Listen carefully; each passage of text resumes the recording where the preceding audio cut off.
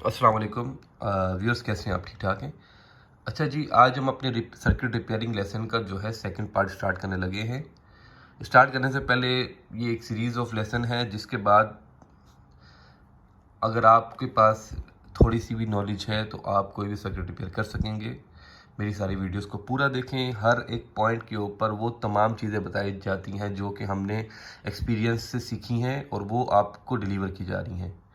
तो काइंडली आप मेरा पेज जो है उसको लाइक भी करें, सब्सक्राइब भी करें, यूट्यूब चैनल को लाइक करें, सब्सक्राइब करें, शेयर करें और बेल आइकन लाजमी दबाएं, ताकि आपको कोई भी वीडियो मिलती है तो उसको आप वक्त पर देख सकें और उसमें हम जो आपको समझाना चाह रहे हैं वो चीज़ समझ सकें आप। तो चलिए हम अपने लेसन की तरफ बढ़ते हैं और आज हम कवर करेंगे। हमने लास्ट लेसन में बात किया था कि इलेक्ट्रॉनिक्स क्या है, किन कंपोनेंट से बनती है, कौन सी चीज़ें ज़रूरी हैं उसके अंदर। फिर हमने कहा कि सबसे मेन चीज़ जो है ना, हम पावर सप्लाई की बात करते हैं, क्योंकि पावर सप्लाई होगी तो सर्किट ऑन होगा, पावर सप्लाई नहीं होगी तो सर्किट ऑन नहीं होगा। इधर अगर हम बात करें इस चीज़ की कि पावर सप्लाई किस तरह रिपेयर किए जाते हैं, तो आज के हम लोग सेक्शन के अंदर सिर्फ कवर करेंगे कि पावर सप्लाई जो ट्रांसफार्मर बेस्ड पावर सप्लाई होती है उसको किस तरह चेक किया जाए, किस तरह रिपेयर किया जाए, कौन सी चीज़ें चेक की जाए कि ये मसला इसके अंदर आ रहा है। बेसिकली एसी टू डीसी का तो आप सबको मालूम ही है कि एसी टू डीसी किस लिए इस्तेमाल होता है। एसी जो डीसी है वो बेसिकली इसलिए किया जाता है क्योंकि हमारे ज़्यादातर जो आईसीज चल रहे होते हैं हमारे सर्किट्स के अंदर, वो हमारे जो कैपेसिटर, हमारी जो दूसरी डायोड्स वगैरह होती हैं, ज़्यादातर वो लोग डीसी पर जो है वो काम कर रहे होते हैं, तो इसलिए हम लोग अपनी पावर को एसी टू डीसी कन्वर्ट करते हैं। ट्रांसफार्मर बेस्ड पावर सप्लाई बहुत सारे पुराने सर्किट्स के अंदर इस्तेमाल की जाती थी, बहुत पुरानी टेक्नोलॉजी है। इसका फ़ायदा ये था कि ये बहुत सिंपल थी, ईजी टू रिपेयर थी और काफ़ी तगड़ी समझी जाती थी कंपेयर टू आजकल के जो SMPS chopper based power supply हैं। ये थोड़े लाइट होते हैं, थोड़े स्मॉल सर्किट्स होते हैं, लेकिन इनके अंदर जो रिपेयरिंग और इनके जो मामलात आते हैं वो ज़्यादा आते हैं कंपेरेटिव टू ट्रांसफार्मर्स। वो उनकी सप्लाईज बहुत तगड़ी हुआ करती थी। तो आज जब आप रिपेयर करने बैठते हैं तो आपको दोनों चीज़ों की नॉलेज होना बहुत ज़रूरी है, इसलिए हम आपको बता रहे हैं कि ट्रांसफार्मर बेस्ड पावर सप्लाई को किस तरह चेक किया जाता है। तो आज से 10 साल पुराने सर्किट जो आ रहे थे उनके अंदर आपको ये चीज़ मिलेगी। ओल्ड टेक्नोलॉजी है लेकिन सिंपल टेक्नोलॉजी है। इसके अंदर क्या होता था, इसकी आपको मैं नेगेटिविटीज बताता हूँ पावर सप्लाई की। ट्रांसफार्मर बेस्ड पावर सप्लाई से हम लोग इस वाली पे स्विच क्यों हुए, उसकी वजह थी कि ट्रांसफार्मर बेस्ड पावर सप्लाई में ये था कि अगर हमें 1 एम्पियर का सर्किट चाहिए, 1 एम्पियर का पावर सप्लाई चाहिए, तो उसका साइज़, और अगर 5 एम्पियर के पावर सप्लाई जाएंगे तो उनके साइज़ में ज़मीन आसमान का फ़र्क होगा। जैसे जैसे एम्पियर रिक्वायरमेंट का साइज़ बढ़ेगा, ट्रांसफार्मर का साइज़ बढ़ता जाएगा, और कोई भी बंदा जो अपने प्रोडक्ट को सिंपल बनाना चाहता है, छोटा बनाना चाहता है, तो वो उसको नहीं कर सकता, क्योंकि ये हैवी भी होता है और कॉस्ट भी ज़्यादा होती है। और जैसे जैसे दुनिया आगे बढ़ रही है तो रिसोर्सेज के अंदर कमी भी आ रही है, और ये कोशिश की जा रही है कि रिसोर्सेज को बेहतर इस्तेमाल किया जाए। तो जो हमारा ये वाला सिस्टम होता है ट्रांसफार्मर का, इसमें चाहे आयरन हो चाहे कॉपर हो, उसकी वाइंडिंग में एक अच्छी खासी वायर लगती है, तो इस वजह से यहाँ शिफ्ट हुए गए। बेसिकली अगर हम बात करें ट्रांसफार्मर जो आपकी ट्रांसफार्मर बेस्ड पावर सप्लाई है, वो इस तरह की कुछ दिखती है। ये सब ट्रांसफार्मर बेस्ड पावर सप्लाई आपको नज़र आ रही है, ठीक है। ये तो ट्रांसफार्मर, ये तो चॉपर बेस्ड है, ये ट्रांसफार्मर बेस्ड है, ठीक है। ट्रांसफार्मर बेस्ड पावर सप्लाई के अंदर ये देख लें, ये ट्रांसफार्मर बेस्ड है।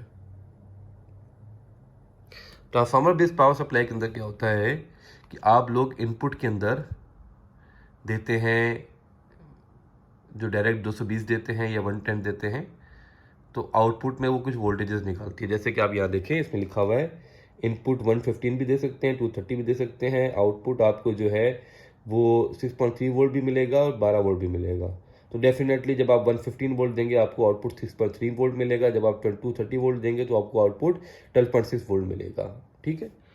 तो आप जब भी इनपुट देते हैं किसी भी ट्रांसफार्मर के अंदर, तो क्या होता है कि ट्रांसफार्मर मुख्तलिफ तरह के होते हैं। एक सिंगल ट्रांसफार्मर होता है जिसमें सिंगल इनपुट लाइन होती है, सिंगल आउटपुट लाइन होती है, एक सेंटर टेप्ड होता है, मुख्तलिफ होते हैं। यहाँ हम एक बिल्कुल कॉमन लेके चलते हैं, इस चीज़ को बेसिक लेके चलते हैं। हम एक सिंपल ट्रांसफार्मर यूज़ कर रहे हैं जिसकी 4 वायर्स हैं, 2 इनपुट 2 आउटपुट। यहाँ 2 इनपुट हमने इसको जब वोल्टेज दिया तो यहाँ आ जाएगा 12.6 वोल्ट एसी।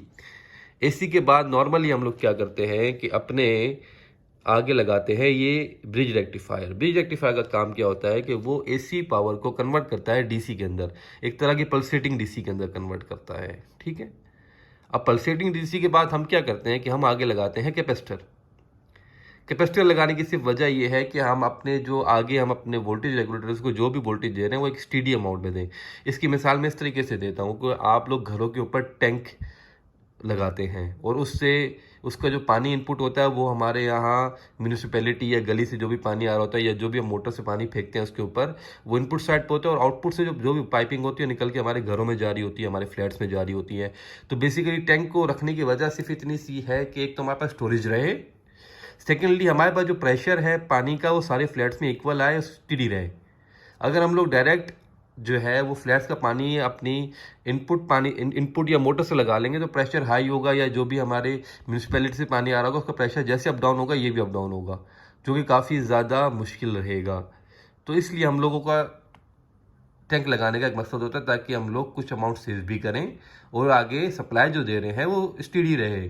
समझ लें कि ये 2 कैपेसिटर लगाए हुए हैं, ये इसको दे रहा है, ये इसको दे रहा है, ये एक फ्लैट है, ये दूसरा फ्लैट है, तो इनको एक स्टेडी वोल्टेज देने के लिए ये कैपेसिटर्स लगाए गए हैं। तो नॉर्मली इसी तरह सप्लाईज के अंदर होता है, कैपेसिटर इसी वजह से लगाए जाते हैं ताकि एक स्टेडी करंट और वोल्टेज आपको मिलता रहे। उसके आगे जी चीज़ें जाती हैं वोल्टेज रेगुलेटर से। वोल्टेज रेगुलेटर का काम क्या होता है, ये कोई भी आप इसको इनपुट डीसी देंगे, आप उसको आउटपुट में आपको आपकी रिक्वायर्ड डीसी मिल जाएगी। जैसे मुख्तलिफ नंबर आते हैं, 7812 आता है, 7805 आता है। 7812 की 3 पिन्स होती हैं, input output ground. Input output पे आप अगर वहाँ जो है ना 24 वोल्ट देंगे, चूँकि 7812 है तो इसके अकॉर्डिंगली ये 12 वोल्ट आउट करता है, तो आपके आउटपुट पिन में आपको 12 वोल्ट मिल जाएगा। इसी तरीके से अगर आप 7805 की बात करें उसमें, अच्छा इसमें यह है कि वोल्टेज रेगुलेटर्स के अंदर जो आउटपुट होती है हमें उसके अंदर जो इनपुट वैल्यू देनी होती है उससे हायर देनी होती है, लोअर देंगे तो काम नहीं होगा। इस तरह 7805 की बात करते हैं हम लोग तो उसके अंदर आपको इनपुट के अंदर 8 वोल्ट दिया या 12 वोल्ट दिया तो आपको आउटपुट के अंदर 5 वोल्ट मिल जाएगा। इसके बाद हमारी पावर सप्लाई में चीज़ें फेड कर दी जाती हैं, ये मामला होते हैं। अब जी चलते हैं कि इसकी रिप्लाई इसको रिपेयर किस तरीके से किया जाए। तो जब भी रिपेयरिंग की बात आती है तो ट्रांसफार्मर का मैंने आपसे पहले भी कहा था कि पहले तो आप फ्यूज़ेस वगैरह से चेक कर लें, जो कि एक नॉर्मल चीज़ है किसी भी सर्किट के अंदर होते हैं। अगर आप फ्यूज़ की बात करें तो हर सर्किट के अंदर कुछ फ्यूज़ होते हैं जो कि एज अ सेफ्टी यूज़ हो रहे होते हैं, तो उस फ्यूज़ेस को आप चेक करें। जैसे अगर सर्किट की बात करें, इस सर्किट में ये F6 लिखा हुआ है, दिस मीन्स ये फ्यूज़ है, तो ये नॉर्मली आपको शॉर्ट ही दिखने चाहिए। ओपन दिखे तो इसका मतलब है कि यहाँ आप कोई दूसरा फ्यूज़ चेंज करें या रिवायर करें इसको, ठीक है जी। फ्यूज़ चेक कर लिया, फिर आप इनपुट इसको अगर आप पावर देके चेक करना चाहते हैं, पावर बिना चेक करना चाहते हैं तो आप ट्रांसफार्मर को बाहर निकालें। ट्रांसफार्मर को बाहर निकालने के बाद आप अपना जो मल्टीमीटर है, नॉर्मली मैं लोगों को रिकमेंड करता हूँ कि यूनिटी का ये मल्टीमीटर यूज़ करें, बहुत छोटा भी है, बहुत इजी भी है, बहुत फास्ट भी है। तो आप ट्रांसफार्मर चेक करने के लिए सबसे पहले क्या करेंगे, अपने जो मीटर की वो प्रोब्स है उसको ला कर रखेंगे ओमिक वैल्यूज़ पे, या तो 20K पे रखेंगे या 2000K पे रखेंगे। और अगर किसी भाई के पास ऑटोमेटिक रेजिस्टेंस वाला मीटर है तो वो तो बेहतरीन हो गया।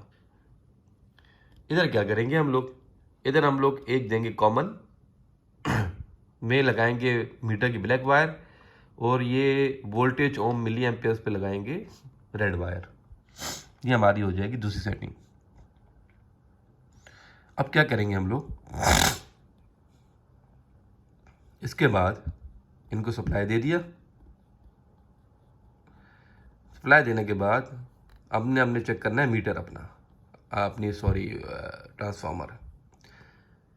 ट्रांसफार्मर चेक करने का किसको नहीं पता तो मुझे बताएगा, मैं उसको अलग से वीडियो बना के दे दूंगा। और मेरे पास अगर आप पेज पे जाएंगे तो उसमें वीडियोस हैं भी कि ट्रांसफार्मर चेक किया जाता है। अब अगर आप यूट्यूब उसके अंदर जाएंगे चैनल में तो आप मेरी लाइब्रेरी में जब जाएंगे वहाँ बहुत सारी वीडियोज़ हैं कि ट्रांसफार्मर कैसे चेक किया जाता है।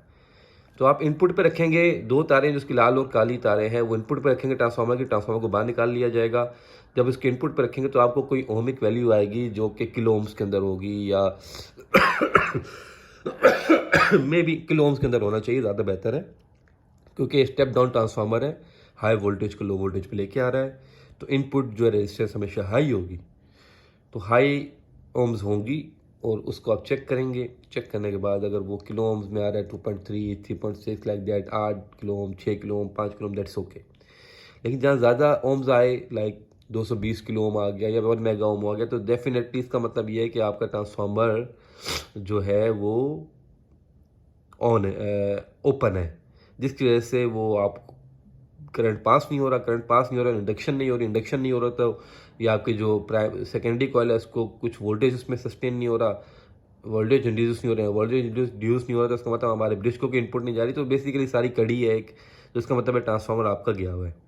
अगर आप चेक करते हैं कि इनपुट में यार इसके जो ओम्स हैं वो तो ओके हैं, वो तो 2.6 हैं या इस तरह की कम वोल्ट ओम्स आ रहे हैं, तो और फिर आप आउटपुट चाहेंगे कि नॉर्मली आउटपुट वाइंडिंग नहीं जाती, तो आप क्या करेंगे कि यार ट्रांसफार्मर तो ओके है, अब हम किस तरफ जाएंगे, हम जाएंगे ब्रिज की तरफ। तो ब्रिज की तरफ क्या सिनेरियो है, कोई भी ब्रिज होता है, अगर मैं आपको बताऊं, लीजिए एक और टैब खोलते हैं इधर हम लोग, ब्रिज रेक्टिफायर।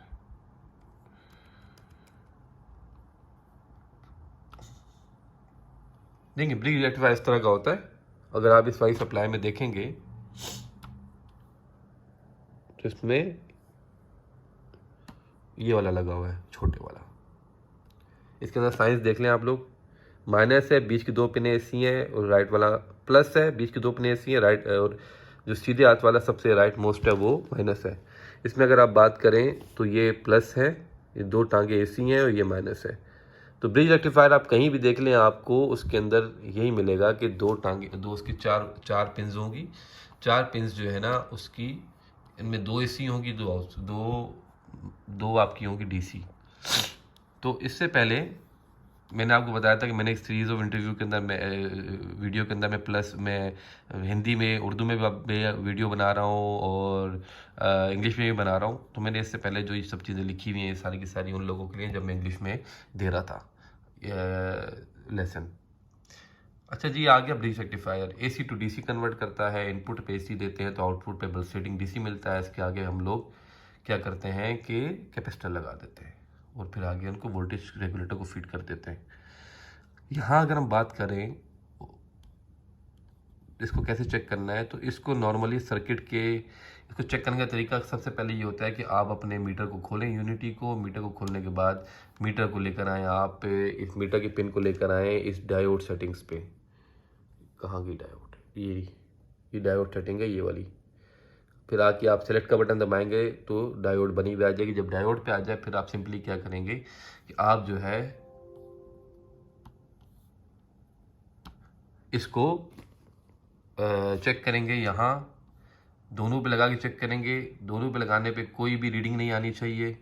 जब आप प्लस पे, जब दोनों पे लगाएंगे, अगर रीडिंग आ रही हो तो अगर सर्किट के अंदर लगा हुआ है तो रीडिंग शो करेगा, क्योंकि इस जगह बेसिकली इन 2 टर्मिनल्स के ऊपर जो है ट्रांसफार्मर की आउटपुट जो होती है, ट्रांसफार्मर की आउटपुट लग रही होती है। और आउटपुट मैंने आपसे कहा था कि बहुत लेस ओम्स होते हैं, तो आपको फील ये होगा कि ये शॉर्ट है।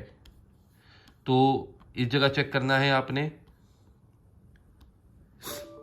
तो चेक करने के बाद सिंपली आप अगर आप ट्रांसफार्मर की बात की जाए तो ब्रिज रेक्टिफायर की बात की जाए तो ब्रिज रेक्टिफायर में आप 2 जो पिंस थी उस जगह पे चेक करना है, और चेक करने के बाद कोई भी आपकी वैल्यू नहीं आए।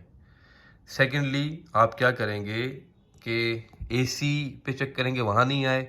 डीसी पे चेक करेंगे, वहाँ पे किसी एक साइड पे आपकी डायोड वैल्यू आनी चाहिए।